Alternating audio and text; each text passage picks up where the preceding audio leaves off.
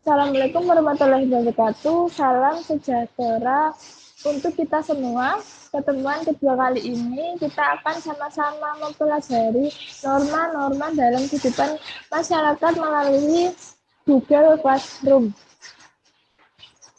Nah, untuk tujuan dari pembelajaran kali ini yang pertama, mengetahui pengertian, jenis, fungsi, dan contoh norma. Yang kedua, mematuhi norma-norma yang berlaku dalam kehidupan bermasyarakat untuk mewujudkan keadilan. Yang ketiga, memahami norma-norma yang berlaku dalam kehidupan bermasyarakat untuk mewujudkan keadilan. Dan yang keempat, berperilaku sesuai norma-norma yang berlaku dalam kehidupan bermasyarakat untuk mewujudkan keadilan.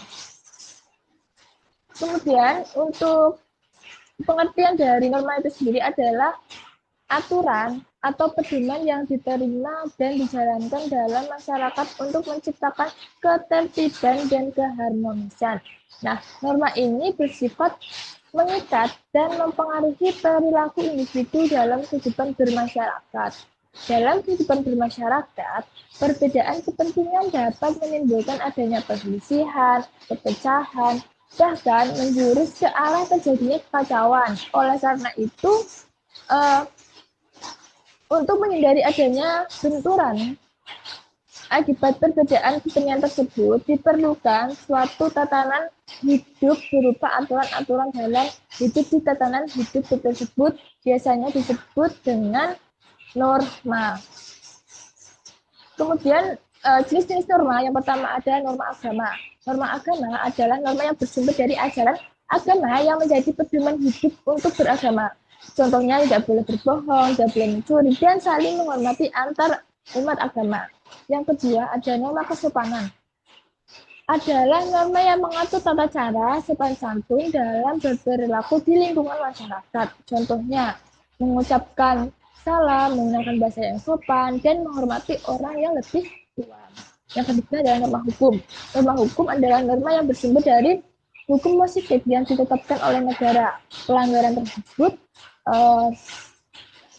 terhadap norma hukum ini akan dikenakan sanksi berupa hukuman. Contohnya tidak boleh mencuri, tidak boleh melakukan kekerasan, dan menghormati hak orang lain. Kemudian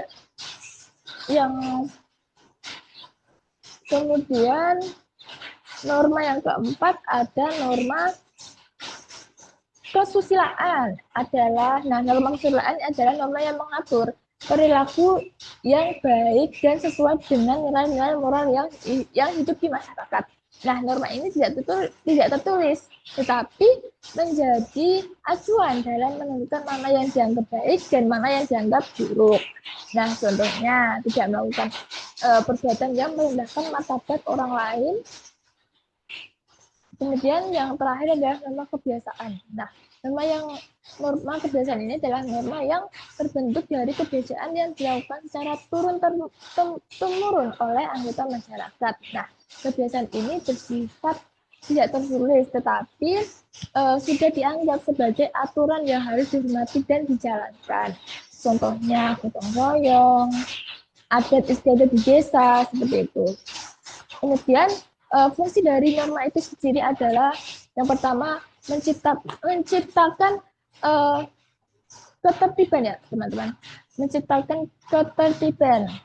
Norma membantu menjaga ketertiban dalam masyarakat dengan memberikan pedoman dalam berperilaku. Kemudian untuk menjaga keharmonisan, norma membantu menjaga hubungan antar individu agar tercipta kehidupan yang harmonis dan saling menghormati.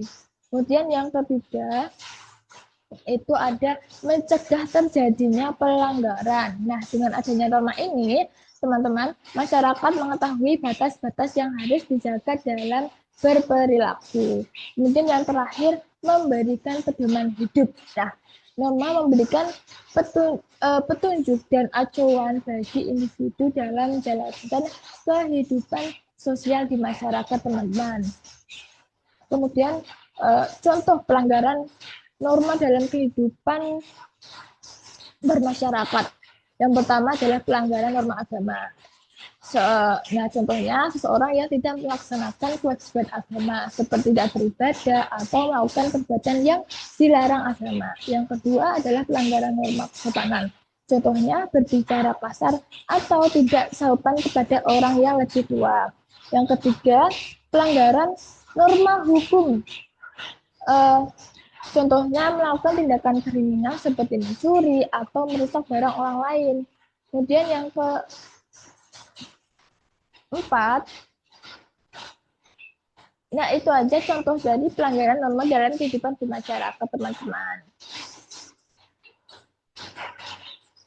Nah, pemahaman tentang norma dalam kehidupan bermasyarakat sangat penting, teman-teman. Apalagi setiap individu, karena norma berfungsi sebagai pedoman dalam berperilaku agar tercipta hubungan yang harmonis dan tertib sebagai warga negara yang baik. Nah, kita harus memahami dan mematuhi norma-norma yang berlaku dalam masyarakat untuk menciptakan kehidupan yang aman, nyaman, dan damai.